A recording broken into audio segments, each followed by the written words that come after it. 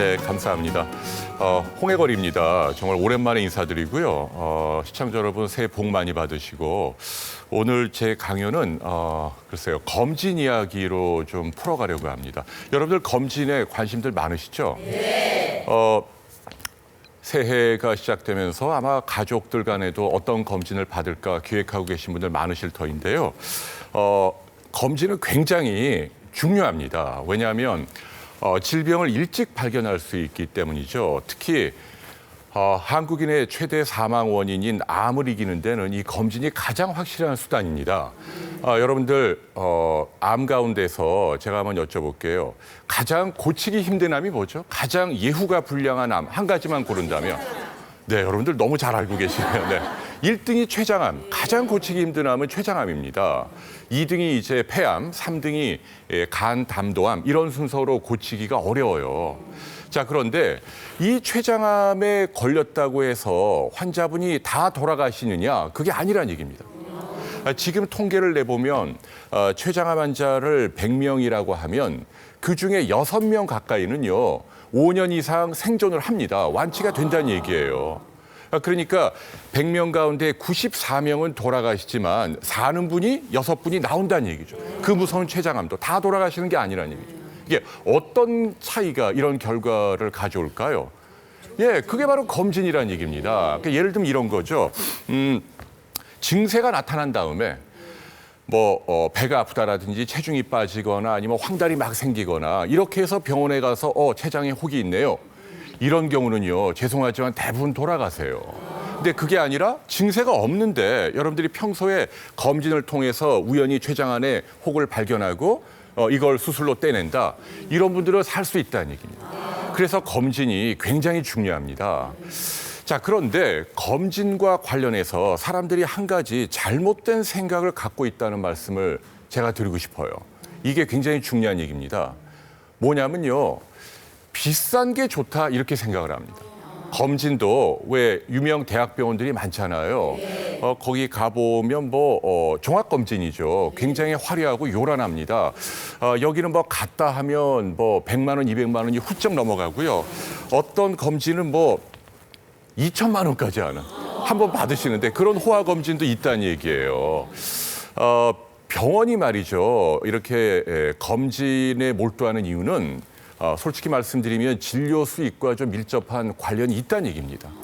여러분도 아시죠? 공식적인 치료는 예컨대 여러분이 어디가 아파서 병원에 가서 진찰하고 진단하고 검사하고 수술하고 이런 것들은 전부 다 건강보험에 적용이 돼요. 그리고 이런 경우는 병원이나 의사가 마음대로 치료비를 청구하지 못합니다. 정부에서 강제로 얼마를 받으십시오 정해놓잖아요. 그건 이제 우리 국민 여러분들을 보호하기 위해서 그렇게 정부에서 정한 겁니다. 당연한 조치고요. 자, 그러다 보니까 병원 입장에서는 공식적인 진료로 이 진료 수익을 보전하기 어려우니까 그때 이제 주로 동원하는 방법 중 하나가 이 검진이라는 얘기죠. 왜냐하면 건강검진은 건강보험에 적용을 받지 않습니다. 그러니까 병원이나 의사가 마음대로 청구할 수 있다는 얘기고, 그래서 지금도 유명 병원일수록 예컨대 대리석을 깔고 첨단 장비를 갖다 놓고 또 요란하게 마케팅을 해서 많은 분들을 끌어모으기 위해서 노력을 하고 있다는 얘기죠. 그리고 우리는요, 이런 생각을 합니다. 내가 돈이 없어서 그렇지 돈만 있다면 우리 부모님 저 유명한 병원에 몇백만 원짜리 검진을 받을 수 있으면 정말 좋을 텐데 이런 생각을 하시잖아요. 그런데 저는 이게 잘못된 생각입니다라는 말씀을 좀 드리고 싶어요. 자, 제가 이유를 좀 말씀드리겠습니다. 우선 첫 번째 이유가요.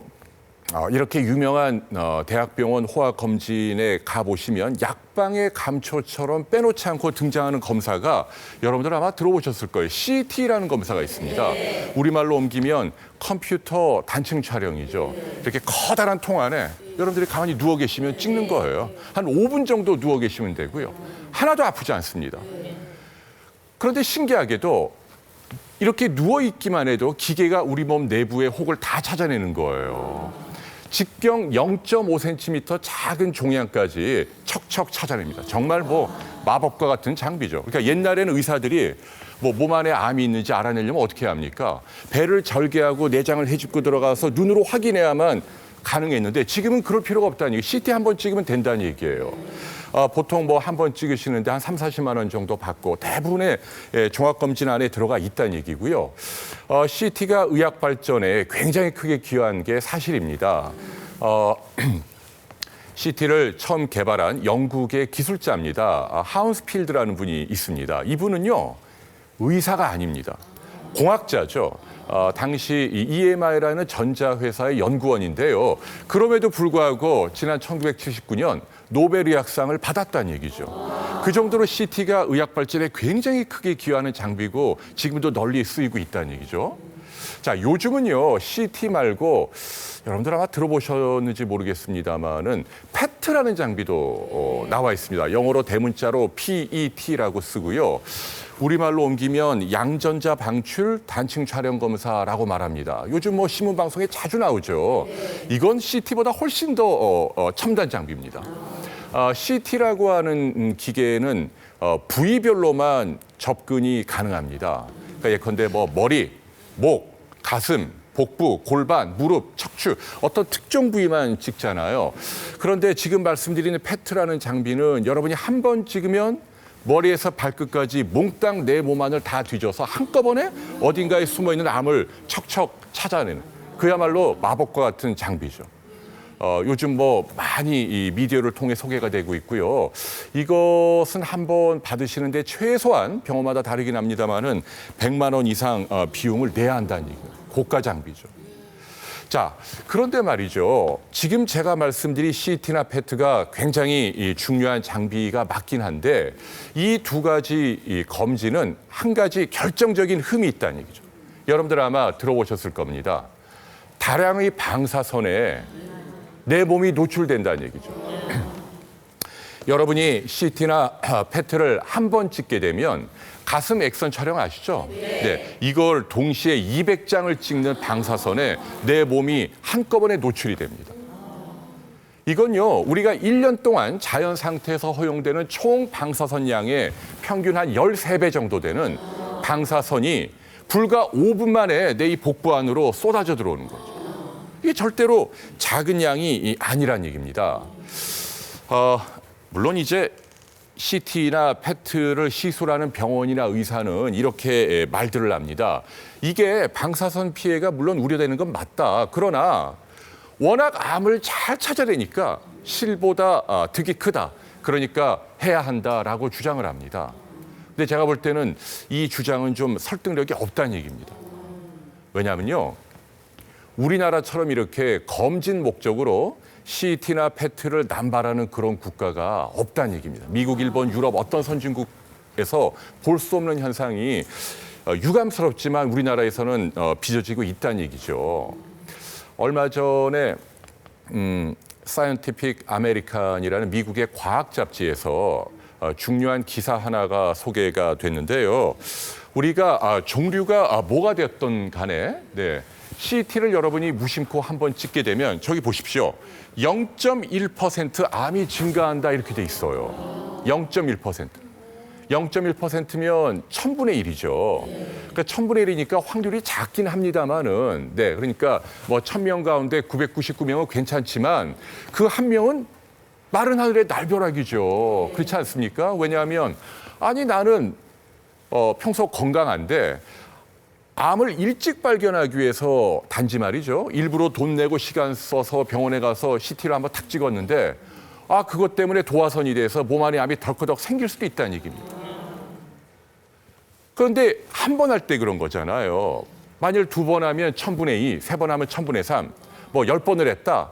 1000분의 10, 100분의 1입니다. 확률이 막 올라간다는 얘기예요. 물론 저는 이렇게 생각을 합니다. 오늘 제가 뭐 CT나 PET 너무 또 겁을 주는 건 곤란합니다. 왜냐하면 이게 꼭 필요한 경우도 있어요. 예를 들면 이런 경우입니다. 여러분이 뭔가 몸에 증세가 나타날 때 어디가 아프다는 얘기예요. 병원에 갔더니 이게 뭐가 있는지 좀 정밀하고 간편하게 진단이 필요하다. 수술 전에 말이죠. 그래서 CT를 찍는다. 이건 why not? 이건 어쩔 수 없이 우리가 합리적으로 선택을 해야 한다는 얘기입니다. 아니면 여러분이 암에 걸려서 수술로 암을 떼냈어요. 그다음에 한 1, 2개월이나 있다가 혹시 이 암이 재발했는지 어딘가에 뭐 퍼졌는지 우리가 알고 싶다. 그래서 아까 말씀드린 패트 검사를 찍어서 한꺼번에 한번 살펴보자. 이것도 어쩔 수 없이 해야 한다는 얘기입니다. 그 방법밖에 없다는 얘기예요.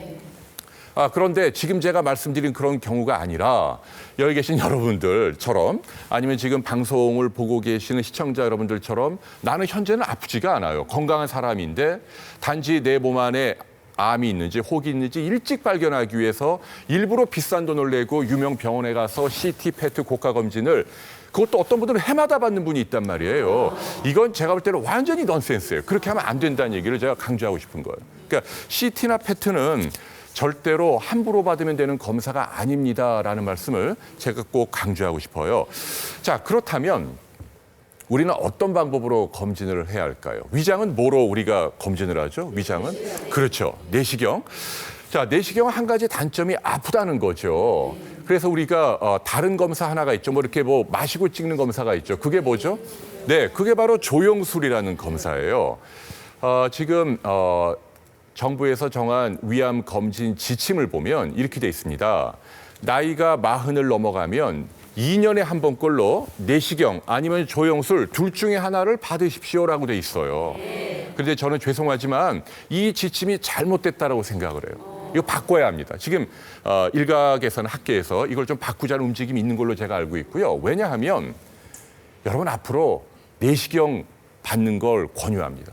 조영술 받지 마십시오. 자, 왜냐하면 내시경이 훨씬 더 정확합니다. 네, 내시경은 카메라로 위장 내부를 의사가 직접 눈으로 확인하는 거예요. 조영술은 조영제 마시고 외부에서 간접적으로 찍는 거니까 아무래도 정확도가 떨어집니다. 그리고 두 번째, 조영술도 소량이지만 방사선을 씁니다. 그 받는 동안에 계속 방사선에 노출이 돼야 돼요. 그리고 세 번째, 이게 가장 결정적인 이유인데요. 여러분이 만일 이제 조영술을 하다가 뭐 위장 안에서 뭔가 수상한 게 발견이 돼요. 뭐 혹이 나온다라든지 아니면 궤양으로 점막이 이렇게 움푹 패여 있다라든지 그러면 말이죠. 의사든 환자든 뭐가 궁금하죠? 그렇죠. 이 혹이나 궤양이 악성인지 양성인지 알아야 되죠. 자, 우리가 그걸 알려면 어떤 검사를 받아야 되죠? 여러분들 조직 검사를 받아야 돼요. 네, 아무리 사진으로 찍어서 뭐 혹이 커다랗고 흉측하고 색깔이 그렇다 하더라도 이게 진짜 암인지 아닌지 우리가 최종적으로 확진하려면 반드시 조직 검사를 받아야 돼요. 보통 뭐 신문이나 방송에 무슨 뭘 어떻게 했더니 암이 낫다라고 뭐 떠드는 여러 가지 민간요법은요. 이렇게 조직 검사를 거치지 않은 경우가 대부분이에요. 그러니까 실제로 암인지 여부를 알려면 조직 검사를 해야 한다는 얘기인데요. 여러분 그럼 뭐가 조직검사죠? 조직검사의 정의가 뭐예요? 어떻게 하는 거죠? 그렇죠. 여러분 너무 잘 아세요. 혹이 있으면 조직의 일부를 살짝 뜯어내야 돼요. 바늘이나 핀셋으로 뜯어내야 돼요. 뜯어내지 않는 조직검사는 있을 수가 없어요. 자, 그다음에 이 뜯어낸 조직을 의사들이 어떻게 하죠? 어떻게 하는 걸까요? 네, 무슨 검사를 하는 거죠? 배양은 아닙니다. 배양은 이제 세균이나 바이러스에 감염되는지 여부를 알기 위해서 하는 거고요. 이거는 시간이 며칠 걸리죠. 네, 근데 조직 검사는 떼자마자 현장에서 바로 할 수 있습니다. 어떻게 할까요? 어렵지 않습니다. 네, 정답이에요. 너무 정답을 잘 맞추세요 오늘. 네, 대단합니다. 현미경으로 본다가 정답이에요. 현미경으로 봐서 암 세포가 보이면 악성, 정상 세포만 보이면 양성. 이게 조직 검사죠. 그런데 여러분, 제가 아까 말씀드린 위장 조영술은 조직 검사가 가능합니까? 안 됩니다. 왜 안 되죠? 위장 안으로 애초에 뭐가 들어오는 게 없잖아요. 수상한 게 있어도 뗄 수가 없다는 얘기죠. 그렇기 때문에 만일 여러분이 조영술을 했다가 수상한 게 보이면 조직 검사를 위해서 불가피하게 뭘 또 해야 되죠? 그렇죠. 내시경을 또 해야 돼요. 왜냐하면 내시경은 카메라 끝에 작은 집게가 튀어나와서 수상한 게 보이면 현장에서 바로 뗄 수 있다는 얘기죠. 원스톱으로 끝나요, 내시경은. 그런데 여러분이 조영술을 하시게 되면 나중에 또 내시경을 받게 되는 이중 낭비에 시달릴 수 있다. 그럴 이유가 없다는 걸 제가 여러분께 강조드려요. 아시겠죠? 그래서 여러분들 앞으로 위장은 무조건 내시경 하십시오라는 말씀을 드려요. 자, 대장도 마찬가지 이유로 내시경을 추천합니다. 조영술을 하지 마십시오. 위와 대장은 내시경이 정답입니다. 자, 그러면 위와 대장을 제외한 나머지 장기가 있죠. 우리 복부에 뭐 어디가 있습니까? 뭐 간, 쓸개, 뭐 콩팥, 난소, 췌장, 방광, 뭐 림프절 굉장히 많죠. 여기에 생기는 혹들은 우리가 어떤 방법으로 검진이 가능하죠? 뭘 받아야 될까요? 제가 아까 CT는 안 된다 그랬죠. CT는 방사선 때문에. 그래요. 정답은 초음파입니다. 아니 제 대본을 다 보셨나요? 왜 이렇게 다 맞추시죠? 제가 당황스러운데 정답이에요. 초음파가 정답이에요. 왜 이렇게 그 젤리 같은 거 발라서 이렇게 문지르면서 하잖아요. 그거 하시라는 얘기입니다. 이건 인체에 무해합니다. 방사선을 이용하지 않고 임신부들도 뭐 몇 차례나 받아도 되는 검사예요. 그래서 제 결론은 검진의 가장 중요한 두 가지 검사는 CT나 PET가 아니라 내시경과 초음파 이거 두 가지입니다. 미국 대통령도 이 두 가지 방법을 기준으로 해마다 검진을 한다는 얘기입니다. 그 사람들만 받을 수 있는 굉장히 특별한 첨단 장비나 기계가 따로 존재하지 않습니다. 그래서 제가 여러분들께 당부드려요. 내시경과 초음파를 기본으로 검진을 받으십시오라는 제안을 제가 오늘 여러분께 해드립니다. 상대적으로 훨씬 싸잖아요. 그것도 아주 중요합니다. 네. 비용도 굉장히 싸요. 네. 네. 그러니까요. 싸면서도 안전하고 효과적이니까 말이죠.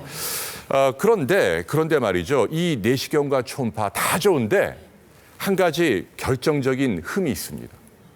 가장 기계 비의존적인 검사입니다. 이게 무슨 얘기냐면 장비가 중요한 게 아니라 의사가 중요해요. 장비가 아무리 비싼 기계라더라도 이걸 시술한 의사가 경험이 부족하고 숙련도가 떨어지면 암을 놓칠 수 있다는 얘기입니다. 자, CT나 뭐 PET 같은 첨단 장비는 솔직히 뭐 의사들이 별로 할 일은 없는 것 같아요. 이렇게 가만히 팔짱 끼고 앉아 계시면 기계가 다 찍는 거예요. 근데 내시경이나 초음파는 어떻게 하죠? 의사가 자기 손으로 어떤 도구를 직접 잡고 해야 합니다. 의사의 손이 얼마나 섬세한가? 여기에 따라 결과가 왔다 갔다 해요.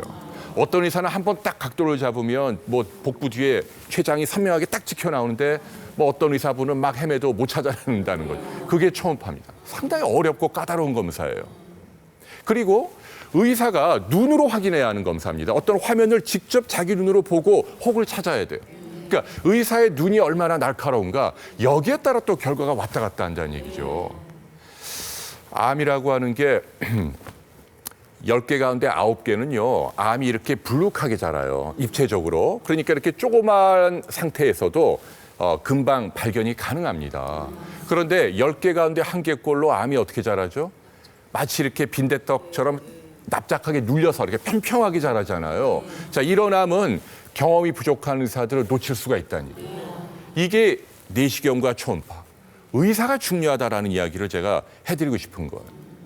그런데 여러분들 대형 병원 종합검진센터에 가보신 분들 아시겠습니다만 여기는 물론 이제 시설도 좋고 친절하고 뭐 그렇긴 합니다만은 어떻죠?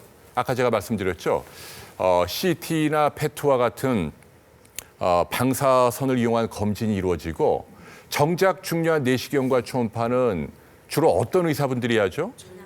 여기에 말이죠. 전문의를 딴 지 얼마 되지 않은 젊은 의사분들이 배치된다는 얘기예요. 검진센터에 경험이 풍부한 경험이 뭐 10년, 20년, 30년 된 대학 교수들이 배치돼서 오는 분들 대상으로 일일이 내시경 초음파를 해주는 그런 검진센터는 거의 없다는 얘기입니다. 물론 의사가 뭐 나이가 젊다고 실력이 없다.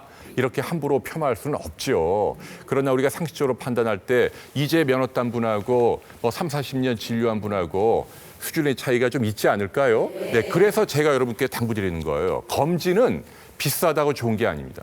유명 병원에 가면 아까 말씀드린 대로 오히려 CT, PET 많이 받다 보면 암이 생길 확률이 올라갈 수 있다. 작지만. 그리고 정작 중요한 내시경 초음파는 좀 경험이 부족한 의사들 손에 이루어질 수 있다라는 이야기를 제가 여러분께 드리고 싶은 거예요.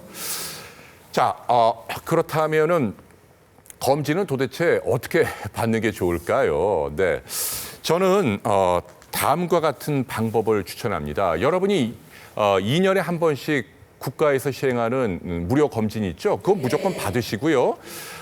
그런데 4, 5년에 한 번 정도는 좀 제대로 된 전문가를 찾아가서 유권 해석을 받을 필요가 있어요. 근데 이걸 굳이 비싼 돈을 내고 유명병원에 가기보다 저는 이런 방법을 제안합니다. 좀 번거롭지만 부위별로 따로 전문가를 찾아가십시오라는 얘기예요. 이해가 되세요? 예컨대 뭐 위내시경은 어느 병원의 네, 어떤 네. 의사, 뭐 대장내시경은 어떤 대장 클리닉이 무슨 원장, 뭐 복부 초음파는 어떤 영상의학과의 무슨 교수나 뭐 어떤 동네 진료 경험이 풍부한 분들이 있잖아요. 그분들에게 날짜를 정해서 따로 가서 받으시면 되는 거예요. 이게 좀 귀찮긴 하죠. 그런데 만일 여러분이 그렇게 하실 수 있다면 제가 볼 때는 뭐 동시대에 최선을 다하는 겁니다. 거의 국가원수나 재벌회장에 준하는 검진을 받는 거예요. 저도 그렇게 한다는 얘기입니다. 저희 부모님도 마찬가지예요. 이렇게 뭐 대학병원에 모시지 않고 동네에 제가 잘 아는 오래 그 시술을 해온 분들에게 각각 따라가서 받는다. 그러면 비용도 아끼고 더 안전하고 나에게 맞는 맞춤형 검진이 가능하다라는 말씀을 드리고 아니 근데 싶어요. 박사님처럼 이제 의학적인 전문 지식을 가지고 있는 지인이 있다면은 뭐 해거리 형 이번에는 어딜 가야 돼 이렇게 물을 수는 있지만은 네. 그렇지 않은 경우에 일일이 뭐 저 인터넷 검색을 해가면서 어느 분야에 누가 계신지 그걸 찾아다니기란 쉬운 일이 아니잖아. 아, 그거 아주 중요한 질문입니다. 네, 맞습니다. 예, 중요한 질문인 것 같아요. 의사들이 굉장히 많은데 또 병원들이 굉장히 많은데 정말 실력 있고 경험이 풍부한 병원이나 의사가 누구야? 그걸 알고 싶어 하는 거죠. 어떻게 할 수 있을까요? 사실 오늘 제가 그 이야기를 하려고 여러분 앞에 왔는데요. 비단 검진뿐 아니죠, 뭐 그죠?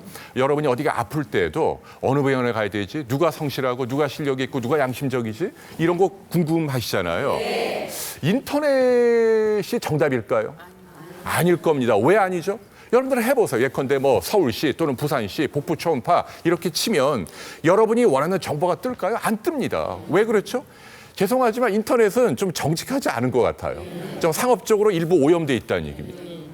인터넷 회사에서 그 의사가 얼마나 실력 있고 양심적인지 가려주지 않습니다. 인터넷은 병원이나 의사가 돈을 많이 내면 가장 보기 좋은 위치에 쭉 노출을 시킨다는 얘기예요. 전부 다 그게 광고입니다. 네. 요즘은 여러분들 뭐 바이럴 마케팅이라고 들어보셨죠. 입소문 마케팅이라고도 하는데요. 전문적으로 예컨대 인터넷에 마치 환자로 가장을 해서 어떤 병원에 가서 치료했더니 뭐 후기 효과가 나오고. 좋고 친절하고 뭐 그렇다 뭐 이런 수기를 막 올립니다.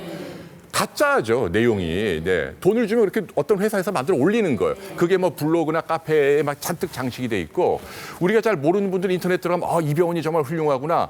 그게 아닙니다. 한 달에 몇백만 원 돈을 주고 그렇게 만드는 거예요. 근데 인터넷은 정직하지 않다. 여러분이 인터넷으로 의학 정보를 믿으면 곤란하다라는 말씀을 제가 이번 기회에 반드시 드리고 싶어요. 그럼 어떤 방법으로 전문가를 찾죠? 신문이나 방송을 믿을까요?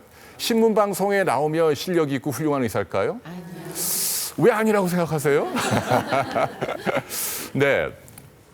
물론 이제 뭐 저명한 의사분들이 실력이 있고 그런 분들이 뭐 미디어에 많이 나오는 것도 사실이지만 그렇지 않은 경우가 더 많은 것 같아요. 방송이나 신문에 나오는 분들은 이제 방송을 잘하는 분이죠. 재치가 있고 말씀을 잘하시고 뭐 이런 분들이 나오는 거지 실제로 환자를 잘 보고 수술을 잘하고 이런 분들이 나오는 게 아니란 얘기입니다. 오히려 제 경험에 비추어 보면 수술을 잘하고 뭐 환자 잘 보는 분들은 말씀들이 어눌하고 방송을 잘 못하는 경향이 있어요. 근데 또 방송국 입장도 이해가 돼요. 왜냐하면 그런 분들 모셔서 하고 싶은데 그분들은 바쁠 뿐만 아니라 말씀을 못 하시니까 시청자들이 싫어요. 알아듣기도 어렵고 그러니까 시청률이 막 떨어지니까 아마 그래서 그런 분들이 방송에 자주 못 나오는 것 같고 말이죠. 그래 방송도 너무 믿으면 안 될 것 같고 일부 방송에서 보면은 무슨 뭐 선정적으로 풀뿌리가 무슨 병에 좋다 이런 것들 많이 합니다. 네, 일부 의학 프로그램에서 보면은 과학적으로 검증이 안 된 내용들이 여과 없이 막 나오는 거예요. 예컨대 그 개똥쑥이라고 아세요? 네, 뭐 개똥쑥 뭐 길가에 뭐 지천에 널려 있는 건데 그걸 먹으면 간암에 도움이 된다. 뭐 이런 게 한번 방송을 타서 난리가 난 거예요. 전국의 간암 환자들이 개똥쑥을 막 해갖고 먹고 근데 정말 효과가 있었느냐? 아니에요. 오히려 안 그래도 간암에 걸려서 간 기능이 떨어져 있는데 과량으로 개똥쑥을 농축해서 먹다 보니까 간에 부담을 주고 황달이 막 생기고 간염 수치가 막 올라가고 그런 분들이 병원으로 막 쇄도하는 거죠. 그래서 이 방송 특히 이렇게 뭐 풀뿌리 뭘 먹고 어떤 병이 좋다 이거는 뭐 당장 시청률을 높이는 데는 도움이 되고 우리 귀에 솔깃하지만 이건 안 됩니다. 왜냐하면 안 그래도 암에 걸린 분들은 뭐 지푸라기라도 잡는 심정인데 그런 거 나면 다 해보고 싶어 한단 말이에요. 검증되지 않은 내용들이 막 떠돌아다니고 또 일부 그런 것들을 자기만의 비방인 양 상업적으로 악용하는 의사들도 또는 한의사들도 있다는 얘기입니다. 민간요법을 정말 도움이 되는 것처럼 뭐 신문방송을 통해서 알리고 그걸로 어떤 경제적인 이익을 얻고자 하는 그런 의사나 한의사도 일부긴 합니다. 있고 여러분들이 현혹되면 안 됩니다라는 말씀을 제가 드리고 싶은 겁니다. 그러니까 인터넷 신문방송으로 좋은 의사, 성실한 의사를 찾아낼 수 없다라는 얘기죠. 그럼 어떤 방법이 있을까요? 사실은 죄송하지만 오늘날 우리나라 의료 환경이요 참 열악합니다. 의사는 의사대로 환자는 환자대로 불만이 굉장히 많습니다. 서로 못 믿는 거죠. 막 불신이 팽배하고 또 과잉 진료를 비롯한 상업화된 진료가 좀 판을 치고 있습니다. 여러분들도 병원에 가시면 저 의사가 정말 실력이 있는지, 저 의사가 나한테 뭘 하자고 하는데 이게 정말 나한테 필요해서 권유하는 건지 자기 병원의 진료 수익을 높이기 위해서 덤터기를 씌우는 건지 이른바 과잉 진료인지 우리가 은근히 걱정을 한다는 얘기입니다. 근데 이렇게 서로 오늘날 이렇게 의사 환자가 막 불신이 팽배하고 서로 못 믿고 의료가 막 상업적으로 막 과대 포장되고 이러면 어떤 문제가 생길까요? 예를 들면 말이에요. 여러분이 이제 나이가 드시면 한 40 정도 중년이 되시면 말이에요. 누구나 혈관 안에 기름이 껴요. 당연하잖아요. 그러면 누구나 혈압이 올라가고 혈당이 올라가고 또 콜레스테롤 올라갑니다. 자, 이래서 이제 병원에 가시죠. 그럼 의사는 두 종류가 있다는 얘기예요. 어떤 의사는 자, 이 사람에게 왜 혈압이 올라갔을까? 자기 문제인 양 고민을 해요. 그래서 어렵고 신중하게 뭔가를 탁 처방을 하는 분이 있는가 하면 어떤 의사는 환자 얼굴 한번 쳐다보지 않아요. 그냥 기계적으로 피검사 결과만 보고 1, 20초 만에 약을 그냥 찍 처방을 합니다. 그런 분도 있잖아요. 네. 근데 중요한 건 의사가 환자에게 받는 돈은 똑같다는 얘기예요. 우리나라는 건강보험 제도가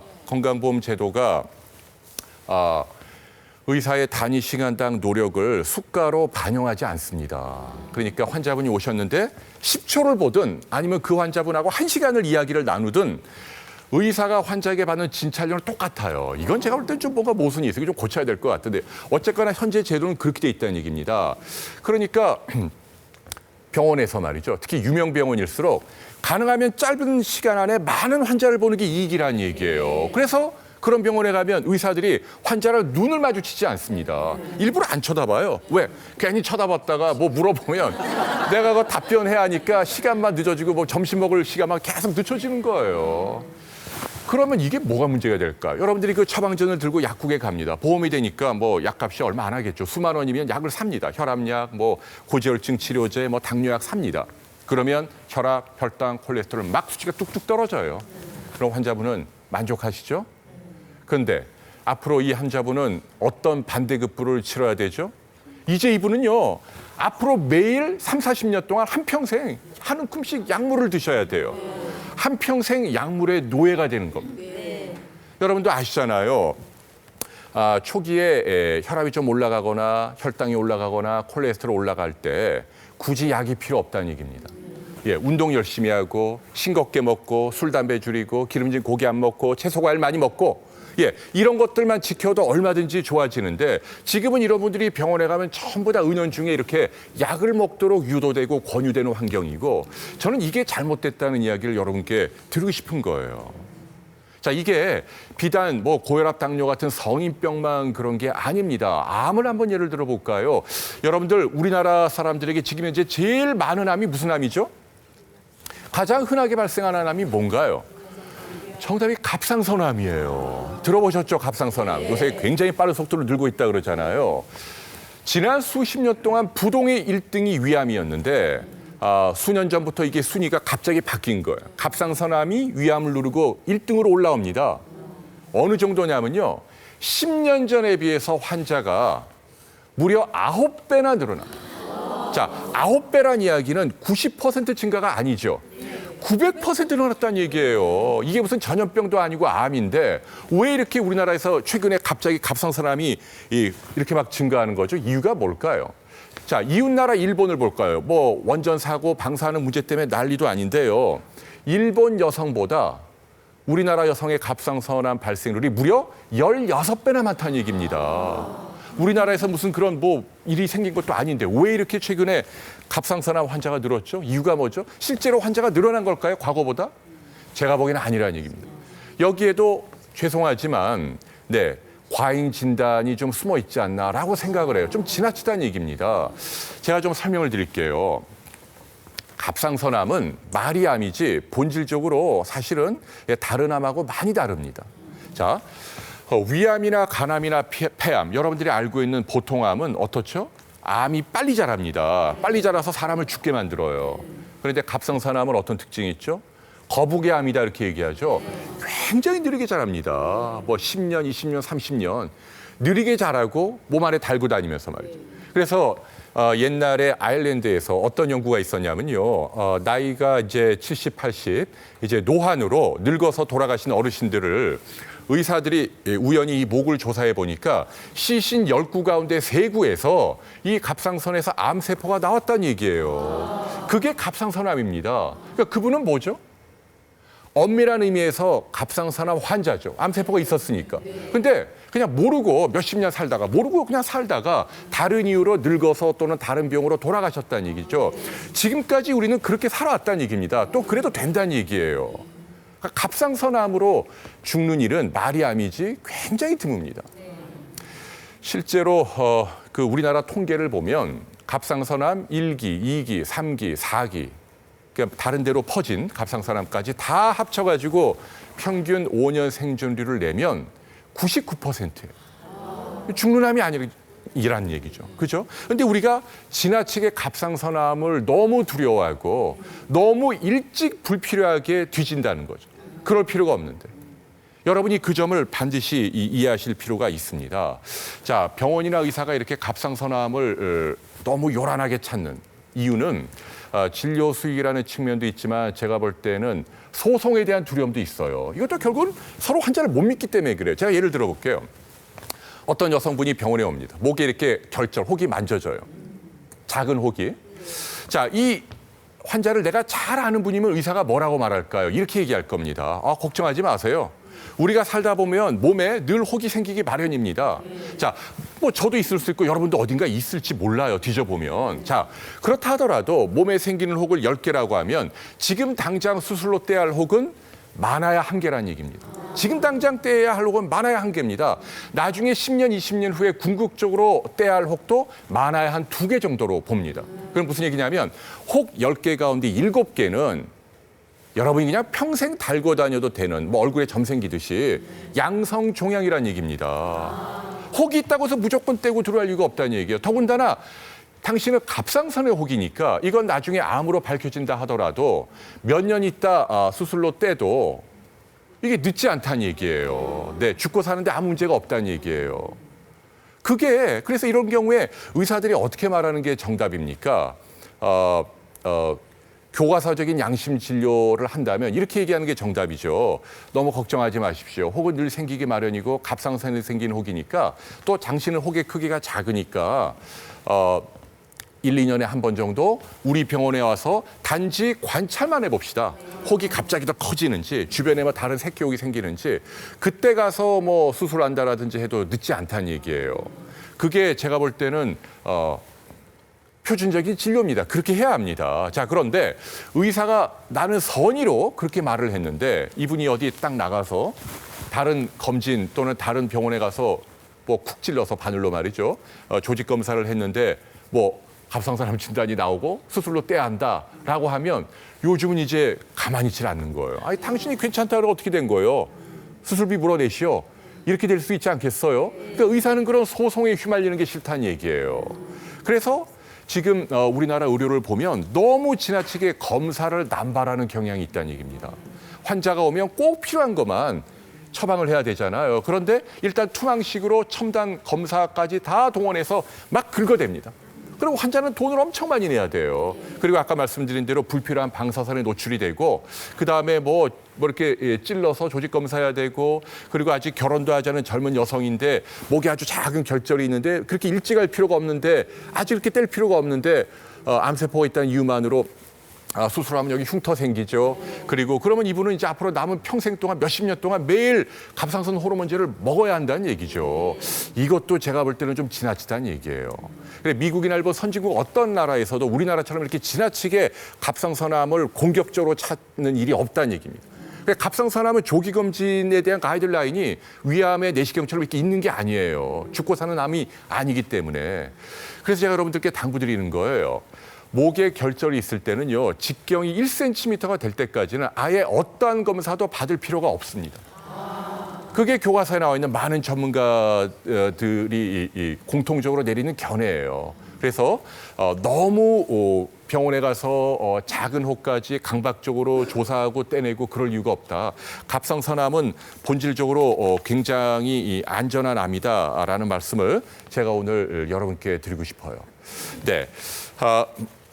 제가 이런 말씀 드리니까 여러분들 표정들이 좀 약간 어두워지고 있어요. 아니 뭐 그래서 어쩌라고 뭐 병원에서 의사 선생님들 하라는 대로 하는 것뿐인데 뭐 이런 걱정들을 많이 합니다. 그리고 오늘 또 이제 제가 불가피하게 의사들의 잘못된 행태도 좀 말씀을 드리고 있습니다만은 취지를 좀 이해해 주세요. 네, 대부분의 성실한 의사들이 있잖아요. 그래서 그런 분들과 좀 구분이 필요하다. 의사 환자 간 신뢰 회복이 필요하다라는 취지지 무슨 의사를 고발하고 뭐 이런 취지는 아닙니다. 네. 자, 그래서 이제 제가 이렇게 말씀드리면 여러분들이 이렇게 생각을 해요. 그래, 당신 말이 옳은 것 같아.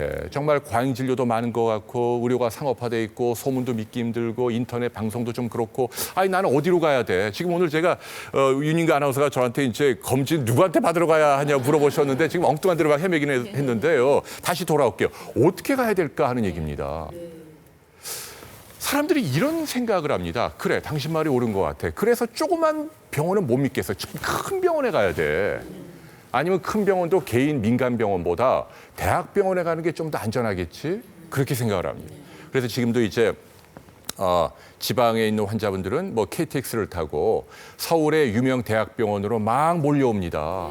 네, 여러분, 과연 서울에 있는 몇몇 유명 대학병원 어디가 아프실 때 이쪽으로 가는 게 과연 정답일까요? 우리는 상식적으로 어디가 아프면 좀 유명한 병원에 가잖아요. 이게 과연 정답일까? 저는 꼭 그렇지도 않다는 이야기를 제가 해드리고 싶어요. 자, 왜 그런지 한번 생각해 볼게요. 물론 이제 장점은 있을 겁니다. 뭐 유명 대학병원이니까 교수들의 실력은 뭐 최고일 거예요. 그리고 전공의들도 훌륭할 거고 시설도 아주 어마어마할 거고 말이죠. 그런 건 분명한 장점인데 어떤 단점들이 있죠? 첫 번째, 많이 기다려야 합니다. 많이 기다려야 돼요. 네, 아니면 환자들이 미어 터지니까 수술 받을 때까지 대기를 해야 되잖아요. 그래서 저한테 그런 걸 물어본 분들이 계세요. 지방에 있는 암 환자분인데 이 암은 어느 병원에 누가 수술을 잘하냐 물어보시면 제가 뭐 어떤 분들이 케이스가 많습니다. 뭐 이렇게 좀 소개를 해드려요. 그런데 그 병원에 갔더니 뭐 석 달, 넉 달 기다려야 한다. 그러니까 이거를 서너 달을 기다렸다가 그 잘하는 병원에서 받는 게 좋으냐, 아니면은 암이 퍼질 수 있으니까 그냥 지방에 있는 병원에서 받는 게 좋으냐, 이런 생각들, 이런 궁금증을 갖잖아요. 뭐가 정답이죠, 여러분? 네, 예, 가능하면 네 지방에 있는 병원에서 빨리 받는 게 좋다는 얘기예요. 요즘은 암을 수술하는 뭐 외과 의사의 실력이나 또 종양내과 의사가 뭐 항암제를 처방하는 뭐 그 처방전이나 뭐 지방이나 서울이나 차이가 없습니다. 네, 교과서적으로 이제 표준 진료로 자리 잡고 있기 때문에 큰 차이가 없다는 얘기예요. 그래서 지방에 있는 병원이라고 해서 기피할 이유가 저는 없다고 생각을 해요. 더 중요한 건 암 가운데서는 기다리면 안 되는 암이 있어요. 빨리 퍼지는 암이 있어요. 어떤 암이 그런 암이죠? 대표적으로 어떤 암이 빨리 전이가 되죠. 우리가 그걸 이제 미세전이라고 그러죠. 눈에 안 보이지만 암세포들이 이제 혈관이나 림프를 타고 주변으로 확 퍼지는 현상을 말하는데요. 특히 그런 미세전이가 우려되는 암이 어떤 암이죠? 여러분, 유방암입니다. 그리고 또 하나가 대장암이죠. 그래서 유방암과 대장암은 대개 2달 정도 지나면 미세전이가 빨리 일어나니까 2달 이상 기다리면 안 돼요. 그래서 특히 이 유방암, 대장암을 앓고 계신 분이라면은 굳이 유명 대학병원에 오래 기다리면서 수술하는 건 넌센스다. 그렇게 하면 안 되고 지방에도 믿을 만한 외과 의사가 있으니까 빨리 치료받아야 한다. 그 얘기를 제가 드리고 싶어요. 그러니까 이렇게 오래 기다리는 게 큰 병원의 문제예요. 또 하나 문제는 뭐죠? 돈을 많이 내야 합니다. 그건 당연한 얘기죠. 뭐 유명 대학병원에 엄청나게 화려한 시설이 말이죠. 이게 뭐 공짜로 이루어지는 게 아닙니다. 결국 여러분들 호주머니에서 돈이 나간다는 얘기예요. 제가 뭐 예를 하나 들어볼까요? 뭐 유명 대학병원에 가면 병실에 입원을 해야 되잖아요. 병실이 1인실도 있고 뭐 5인실도 있고 그렇잖아요. 근데 1, 2인실은 건강보험 적용이 안 되죠. 근데 5, 6인실은 되죠. 이게 하늘과 땅 차이예요. 5, 6인실에 입원을 하시면 병실료를 하루에 여러분들 본인 부담으로 보통 한 10,000원 정도 냅니다. 이 여관비보다 싸요. 예. 그런데 1인실이나 2인실로 가면 어떻게 되죠? 보험 적용이 안 되니까 병원마다 다르긴 합니다만은 보통 20만 원, 30만 원, 어떤 병원은 40만 원. 굉장히 차이가 많아요. 근데 무슨 차이가 있냐는 얘기예요. 똑같은 병원인데 네, 여기는 침대 2개, 여기는 침대 5개. 그 차이밖에 더 있나요? 뭐 치료가 차별화되는 게 아니잖아요. 근데 이런 문제가 있다는 거. 근데 이런 유명 대학병원에 가려면 바로 입원을 못 하잖아요. 울며 겨자 먹기로 네, 1인실이나 2인실에 입원을 하고 기다려야 돼요. 5, 6인실에 병실 날 때까지. 그때까지 계속 돈을 쓰게 만든다는 얘기예요. 자, 이렇게 오래 기다리고 돈을 많이 쓴다는 거 말고 한 가지 더 중요한 문제가 있습니다. 사실 오늘 이 점을 제가 여러분께 특별히 말씀드리고 싶어요. 대학병원이 지니고 있는 본질적인 한 가지 문제는 저는 이거라고 봅니다. 대학 교수 특유의 지나치게 공격적인 최신 치료를 권유하는 경향이 있다는 얘기죠. 대학병원에 가시면 교수님들이 이렇게 얘기합니다. 우리는 1%라도 최선을 다해야 합니다. 라고 말을 하면서 갖가지 첨단 치료를 막 권유합니다. 로봇 수술, 유전자 치료, 줄기세포 치료, 뭐 보험이 안 되는 첨단 항암제 이런 것들을 막 환자분들에게 권유를 해요. 우리가 그 이야기를 들으면 귀가 솔깃해지죠. 우리 부모님이 마지막 가시는 길인데 그래, 끝까지 최선을 다해야지. 그리고 내가 이걸 하지 않게 되면 죄책감에 시달린다는 얘기. 내가 불효자가 되기 싫은 거예요. 그런데 지금 대학병원에서 주로 권유하는 이런 첨단 치료의 공통점이 뭐죠? 대부분 보험이 안 됩니다. 했다면 몇백만 원, 몇천만 원이에요. 근데 과연 내가 몇백만 원, 몇천만 원 집안의 기둥뿌리를 뽑아서 이걸 하는 게 나에게 어떤 이익을 주죠? 이걸 냉정하게 고민을 해봐야 돼요. 로봇 수술 요새 많이들 합니다. 근데 이거 보험이 안 되니까 했다면 뭐 2천만 원 뭐 이렇게 하잖아요. 그냥 개복 수술하면 몇십만 원인데 몇십 배나 비용이 비싸잖아요. 이 로봇 수술은요, 원래는 이제 외과 의사 손이 들어가기 힘든 어디 깊숙이 생긴 종양을 떼내는데 필요한 수술입니다. 그런데 지금은 어떻게 하죠? 뭐 갑상선이나 유방이나 피부만 절개하면 바로 종양이 노출되고 외과 의사가 쉽게 뗄 수 있는데 일부러 멀리서 이렇게 로봇 수술을 한다 이러고 있잖아요. 이게 과연 타당한가?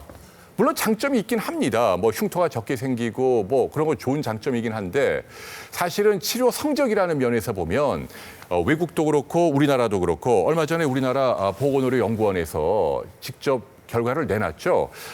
기존의 보험이 되는 개복 수술 이렇게 열고 떼는 거하고 로봇으로 하는 거하고 여러 가지 합병증, 안전성 또는 생존율 모든 면에서 차이가 없다는 거예요.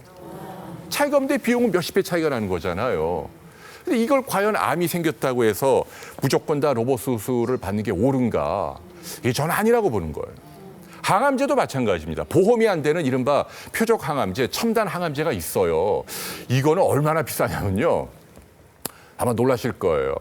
1년의 약값이 1억이 넘습니다. 이걸 자비 부담으로 해야 되는 거예요. 한 달에 1,000만 원. 네. 그런데 1년에 1억씩 들여서 뭐 이런저런 항암제를 쓰면서 내가 얻는 효과는 뭐죠? 효과가 없는 게 아니죠. 있어요. 이 효과는 뭔가요? 죽을 사람을 살리나요? 아닙니다. 그런 항암제는 극히 드물고 대부분은 그런 항암제 없어요. 죽을 사람을 살리지 못해요. 그러면 뭐냐면 대개 평균적으로 한 달 정도, 한 3, 40일 정도 수명을 연장한다. 증세를 가라앉힌다 이거예요. 물론 한 달 더 살리는 게 의미가 없는 게 아니에요. 의학적으로 의미가 상당히 큽니다. 그렇지만 예를 들면 나는 집안이 가난한데 내가 암에 걸렸는데 내가 이 한 달 더 살기 위해서 집안의 기둥뿌리를 몇 억씩 뽑아서 그 항암제를 먹는 게 과연 옳은가? 아니면 내가 우리 부모님을 내가 그렇게 해주지 못해서 내가 죄책감에 시달리는 게 옳은가? 저는 그게 아니란 얘기예요. 그러니까 케이스 바이 케이스란 얘기입니다. 근데 대학병원에 가면 그게 무너질 가능성이 높다는 얘기입니다. 자, 더 본질적인 말씀을 드릴게요. 여러분이 대장암이나 자궁경부암 중기 이후로 대학병원에 가면 흔하게 하는 수술 가운데 골반 전 적출술이라는 수술이 있어요. 자, 이 수술은 외과에서 시행하는 수술 가운데 가장 규모가 큰 수술입니다. 크게 열십자로 배를 절개하고 이 내장이란 내장을 몽땅 다 드러냅니다. 대장 전체, 뭐 직장, 뭐 방광, 뭐 자궁, 난소 다 사라지는 거예요. 그래서 예컨대 뭐 자궁경부암으로 이 수술 받은 여성이라고 한다면 이 아래쪽으로 뭐 질, 요도, 항문 다 날아가고 그냥 가느다란 튜브 2개 정도 꽂히는 거예요. 굉장히 이 끔찍한 몰골이죠. 그래서 제가 물어봐요. 이렇게 끔찍한 수술을 왜 합니까? 이 수술을 하는 분들의 논리는 뭔가요? 이렇게 얘기합니다. 우리가 어떤 논문을 봤더니 이 수술을 하면 20% 정도에서 완치를 기대할 수 있다. 그래서 하는 거다라고 말합니다. 그런데 이 논문은 무작위 연구가 아니고 근거가 좀 낮은 작은 연구예요. 그래서 실제로 얼마 전에 미국 뉴욕타임스에서는 이 골반 전 적출술이 너무 좀 공격적이다. 환자가 얻는 것에 비해서 너무 잃는 게 많다라고 비판하는 기사가 실렸다는 얘기예요. 왜냐하면 이 수술하다가 3 내지 5%가 돌아가시는 경우가 있다는 얘기예요. 규모가 굉장히 크고 그다음에 열십자로 흉터 생기죠. 끙끙 앓으면서 누워 있는 거예요. 저라면 저는 그 수술 안 받습니다. 그 차라리 그러니까 작은 확률을 갖고 조금 더 오래 살겠다는 기대로 그냥 침대에 누워 있는 거예요. 온몸에 도관을 덕지덕지 꽂고 이제 심장만 뛰는 거죠. 그렇게 해서 몇 달 사는 게 의미가 있나요? 저는 그렇게 생각하지 않아요. 저는 차라리 생존할 확률이 좀 적다 하더라도 불필요한 치료에 시달리고 싶지 않다는 얘기입니다. 그냥 통증만 가라앉히면서 품위 있는 죽음을 맞이하고 싶다는 얘기예요. 여러분도 그렇지 않습니까? 네. 근데 이게 대학병원에 가면 그런 선택의 기회가 줄어들 수 있다는 얘기예요. 끝까지 최선을 다해야 한다. 그런 논리 하나에만 매몰되면 내가 원하는 치료가 안 된다는 얘기죠. 대학 교수들은 아무래도 본질적으로 남들이 해보자는 첨단 최신 치료를 해보고 싶어해요. 뭐 그래야만 학문이 발전하고 순기능이 있겠죠. 그렇지만은 그 소위 말해서 이런 측면, 그러니까 케이스를 많이 쌓고 논문으로 발표하고 또 미디어의 주목을 받고 그런 약간의 욕심도 좀 있는 거 아닐까요? 그런 부분도 좀 있는 것 같아요. 근데 그게 꼭 나에게 최선이 아닐 수 있다는 걸 여러분이 알아야 돼요. 그 치료를 해서 내가 얼마나 많은 비용을 치르고 내 몸에 어떤 부담이 가고 내가 얻는 혜택이 뭐니까 선택은 결국 여러분이 해야 되는 겁니다. 나는 하겠습니다. 나는 안 하겠습니다. 근데 그런 기회를 박탈당할 수 있다는 거. 실제로 이게 미국도 마찬가지예요. 얼마 전에 미국 하버드 대학의 연구 결과가 실렸죠. 미국 대학병원에서 숨진 180만 명을 대상으로 굉장히 큰 연구 결과예요. 미국에서 대학병원에서 돌아가신 분들을 쭉 조사해봤더니 놀랍게도 전체 사망자의 25%가 죽기 3개월 전에 이런저런 수술을 받았다니. 아니 3개월 있다 죽을 뿐인데 열고 뭐 꿰매고 마취하고. 심지어는 전체 사망자의 8%가 죽기 일주일 전에 수술 받아요. 아니 일주일 있다 돌아가실 분인데 그런 치료가 의미가 있습니까?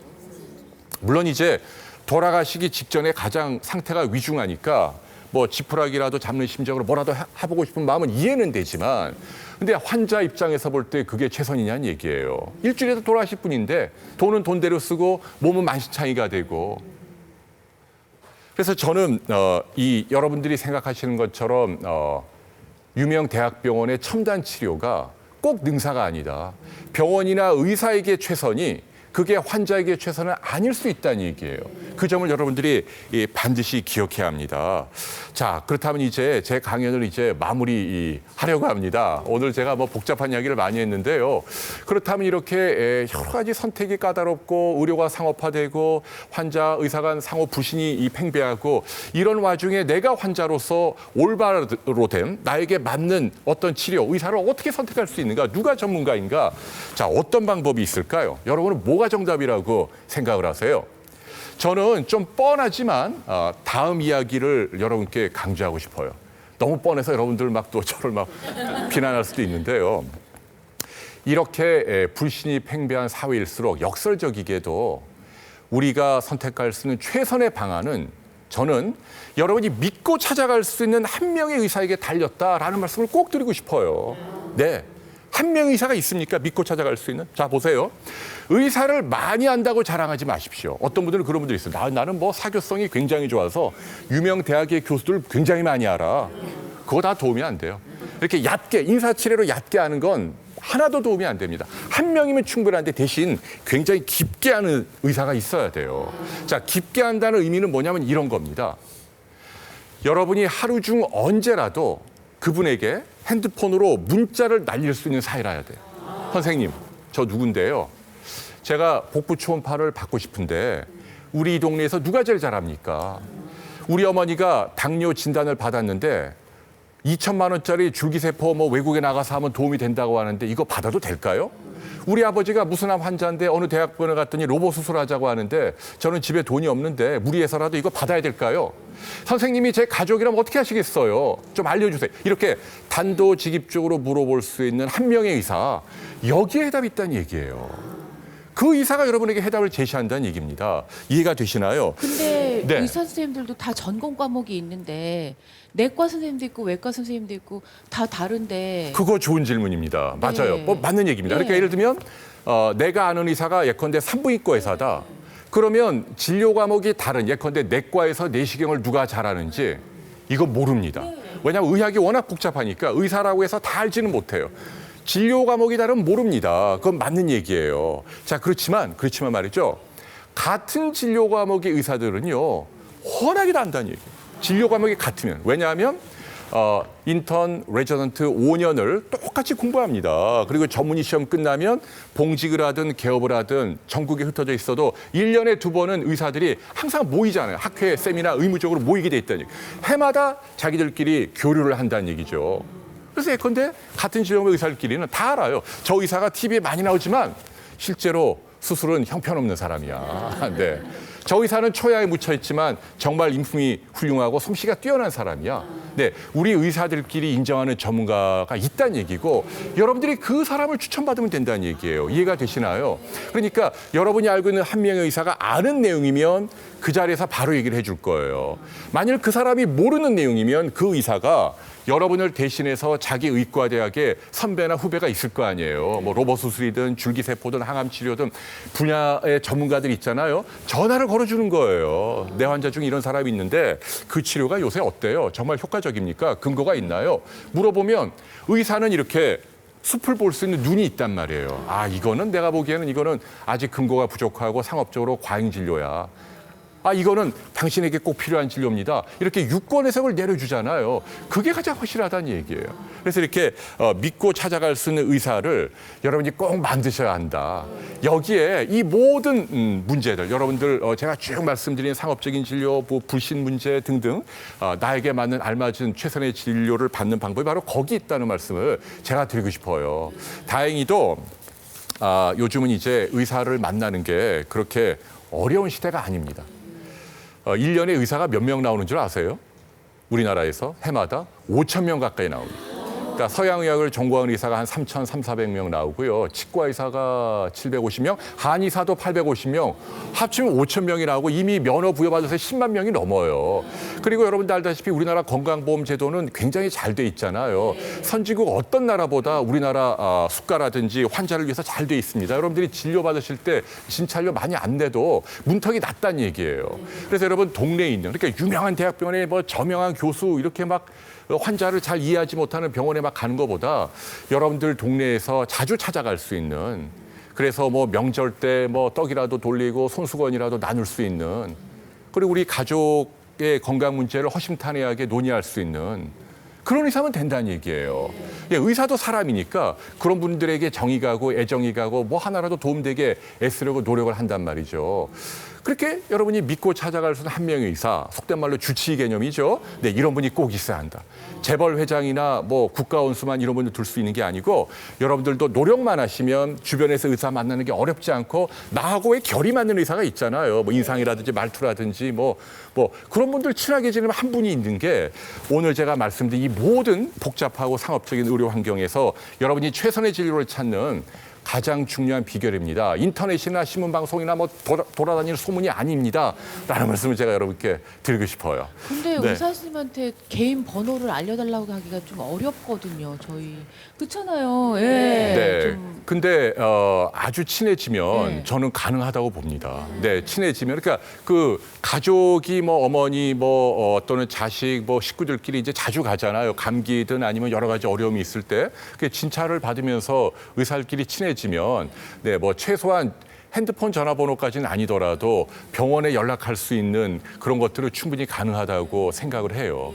네, 그래서 그 부분은 제가 이제 여러분께 뭐 어떻게 하라, 뭐 저처럼 이제 의과대학을 나온 분이면 아는 의사가 많으니까 좀 쉽게 할 수는 있고 그렇긴 합니다만은 여러분들도 노력을 하신다면 서로 통하는 의사를 만나실 수는 있을 겁니다. 그리고 그게 가장 좋습니다라는 말씀을 드리고 싶어요.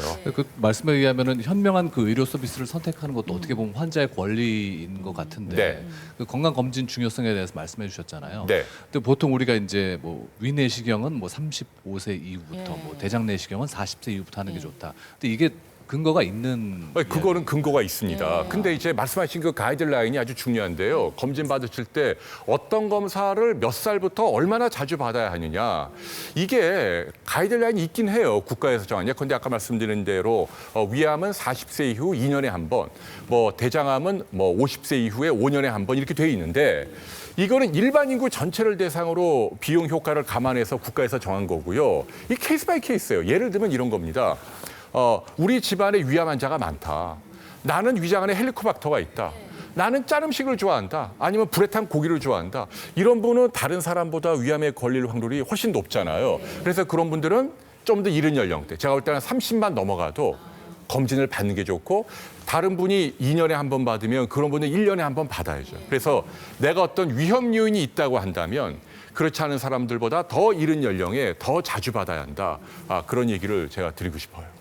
네. 요즘 그 혈액으로도 암을 발견할 수 있다는 게 혈액 수치로 뭐 그렇죠. 사실인 거예요. 그거는 저는 좀 신중할 필요가 있을 것 같아요. 이제 병원에 가면 피를 뽑으면 뭐 암이 있는 걸 알 수 있다 해서 몇십만 원 이제 내고 받는 그런 검진이 있는데 별로 저는 권유하고 싶지 않습니다. 왜냐하면 이게 근거가 없는 건 아니고 근거는 있는데요.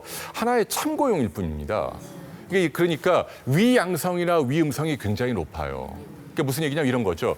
피를 뽑아서 췌장암이 있습니다라고 양성으로 나와도 실제로 이 사람 몸을 뒤져보면 췌장암이 없는 경우가 꽤 있다는 얘기예요. 반대의 경우도 있습니다.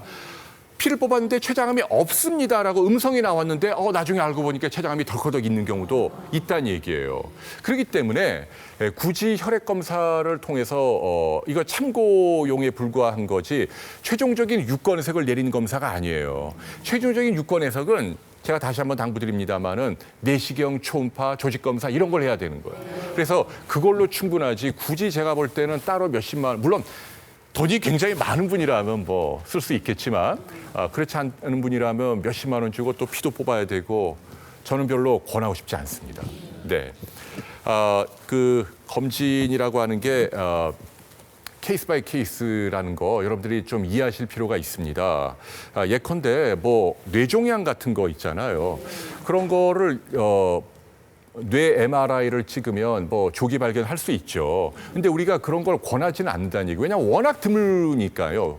드문 암이니까 아마 한 10,000명 이렇게 지나가는 사람 아무나 골라서 이렇게 이 MRI를 찍으면 그중에 1명 정도 뇌종양이 나올 겁니다. 그러니까 나머지 9,999명은 정상으로 나오는 거죠. 근데 이게 한 번 찍는데 뭐 7, 80만 원 하잖아요. 그러니까 워낙 비용은 비싼데 드문 암이니까 국가에서 또는 언론에서 뭐 이런 첨단 여기 뭐 MRI를 찍는 걸 하라 이런 얘기는 안 한다는 얘기입니다. 자, 그런데 예를 들면 내가 엄청 돈이 많아요. 뭐 7, 80만 원은 뭐 얼마인지 쓸 수 있다. 아니면은 우리 집안에 뭐 이 뇌종양 환자가 많이 있어서 나도 유전적으로 좀 걱정이 된다. 아니면 내가 어렸을 때 뭐 이 방사선에 얼굴을 많이 노출하는 검사를 받았다라는 분이라고 한다면 내가 다른 데 돈을 아껴서라도 몇십만 원 주고 MRI 찍는다. 이걸 말릴 이유는 없다는 얘기예요. 그래서 일정한 기준이 있는 게 아니라 여러분이 처해 있는 위험 요인이 얼마나 되느냐, 경제적으로 얼마나 여유가 있느냐 이거에 따라서 검사 간격이나 시간이 결정된다. 이런 말씀 드리고 싶어요. 감사합니다. 네, 고맙습니다. 감사합니다. 말씀 잘 들었습니다.